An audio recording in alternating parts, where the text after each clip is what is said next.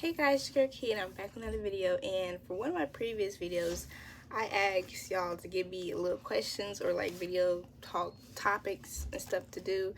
And there was a person, I think he's a subscriber. If you're not, I'm sorry for calling you one if you're not. But his name is Rashim 410. 410, yes. And he gave me 3 good questions. And honestly, if I'm gonna be honest, and it kind of might be a character flaw of mine, but it's very hard for me to put in my favorites of something as much as of like a match. So I'm gonna start off with that one because he asked what was my favorite match, and honestly, of all time, I cannot give you that at all. So for this year, my favorite match would be WrestleMania Night 2, Cody Rhodes and Roman Reigns. There has been a lot of good matches after that, but I think my favorite, the match that I kind of want to go back and look at the most would be that one.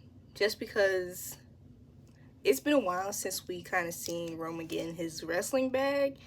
And the fact that there was all these pop-ins and everything, it was like, it kind of was a different type of feeling. Although it's like maybe the sky falling too at the same time. It's like, dang, Roman Reigns is finna end, and then you're finna get Cody Rhodes. And for somebody that's not necessarily a Cody Rhodes fan, it wasn't my favorite moment, but I think it might be the best WrestleMania. I don't know. It'll be up there for sure. But because of that iffy answer to that great question, I'm gonna put it in my own thing, and I'll talk about my favorite feuds that ended up being like a match or 2 matches or multiple matches after that. And this is the match that kind of was like my heartstrings were being pulled so badly, but the matches were great. Like, it had me on my toes. Like, I don't really, because of these matches and the story behind it, it kind of like eclipsed a lot of the other feuds to me that he has had. But it would be Gunther and The Miz. That whole little feud of matches was just, because at the one hand you want Gunther to retain, but on the other hand you want your favorite, like the best Intercontinental champion, to freaking get the Intercontinental Championship. And I don't know if he has had this belt before, like with this design. So I was over here rooting for Miz 100%, and I was so upset when he was like, "Nah, this your last match. This ain't happening again," and he loses. But with that, again, you're able to see the Miz stay on his toes. Like, I think a lot of people might think that some of these older wrestlers, I mean, some of them might not want to do that much wrestling, certain things, but the Miz, his bag is deep too. He has a very good bag. So it's like, I was very excited to see him get out of that normal type of wrestling that he usually does for Gunther, to put his, like, character-wise, put his all into it. Because, like, y'all know The Miz is my favorite, so put him in anything, I'm gonna like it. But that right there, ugh, goodness, you don't know. I think I didn't like Gunther for a very long time when that happened. Like, I was like, you're done for. I don't like you.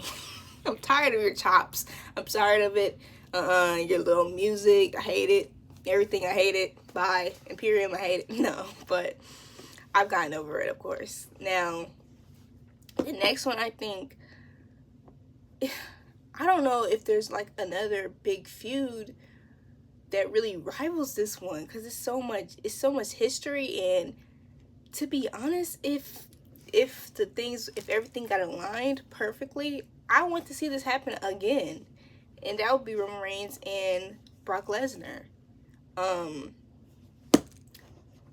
First off, I don't know if Brock Lesnar can be a wrestler anymore, for real. That's terrible. But that right there say you hate Roman Reigns, you hate him hate him. You can't. That's one feud that gave him his props. You know, that's one feud that you can't deny. You can't deny him.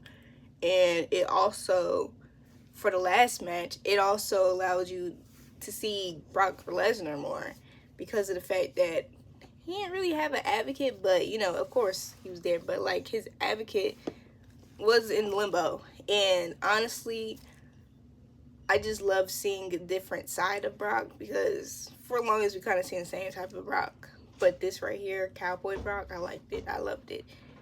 The whole SummerSlam thing, loved it. Like, if y'all haven't seen that match between Brock Lesnar and Roman Reigns, please watch it.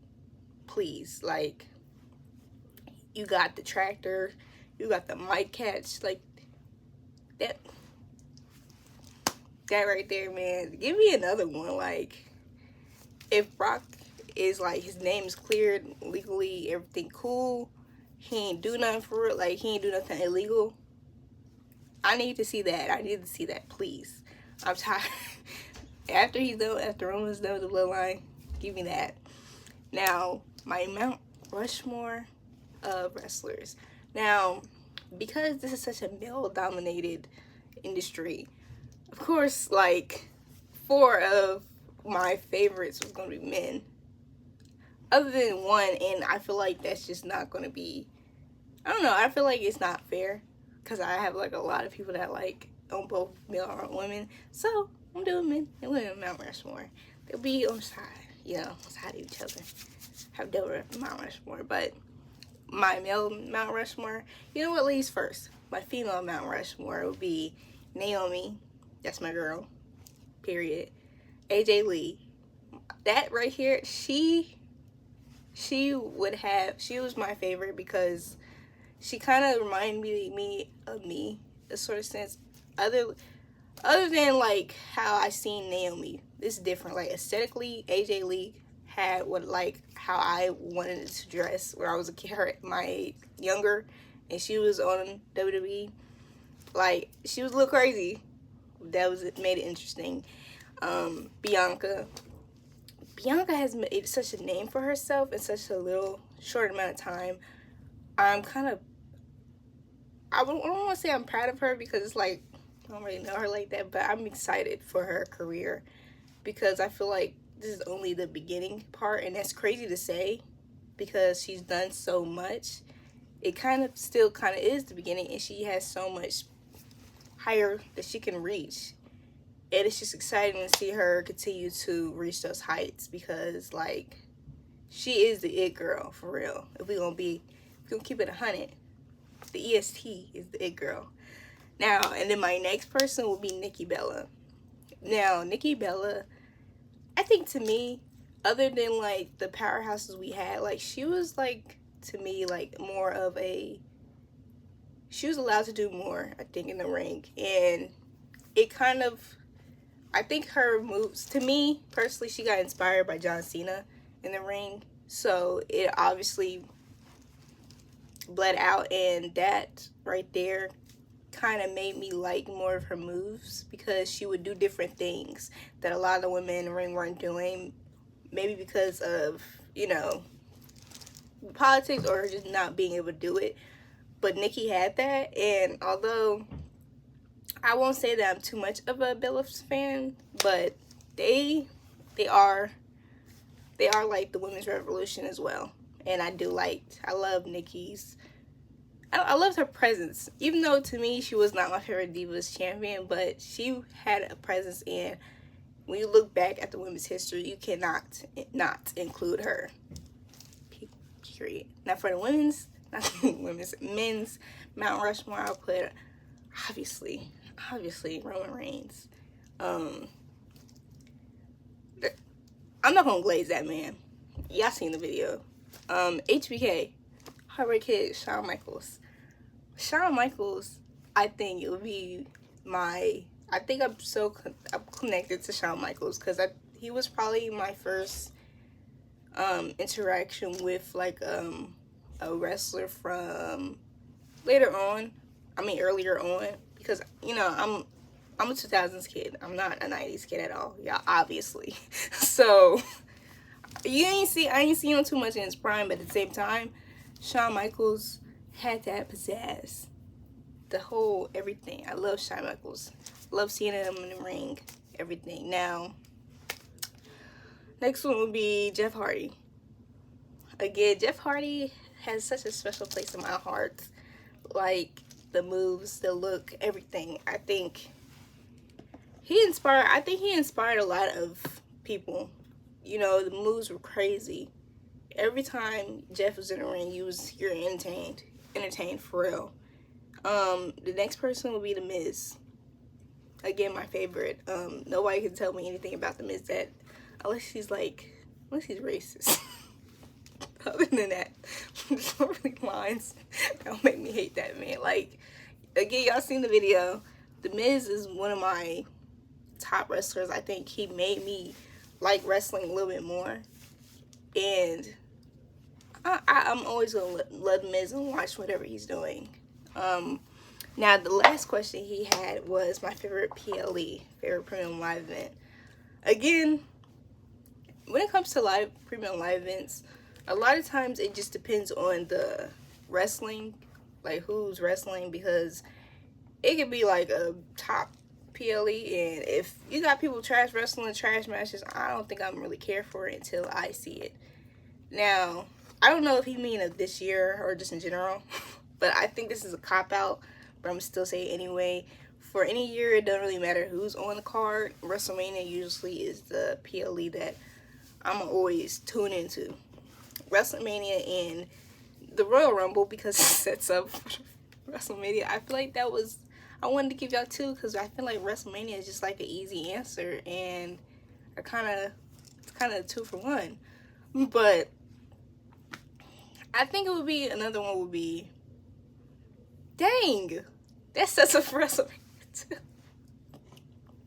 I'm gonna say Survivor Series. This War Games thing they got going on. I love the whole concept.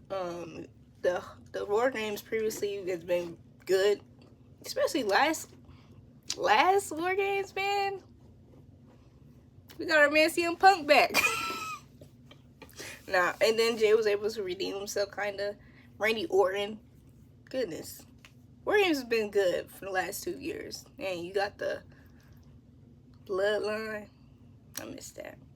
But that is it for today's video. Please let me know anything else you guys want me to, questions or anything like that. I'll be down to answer them. Y'all know I love talking. So thank you for watching my video. Please like, comment, share, and subscribe.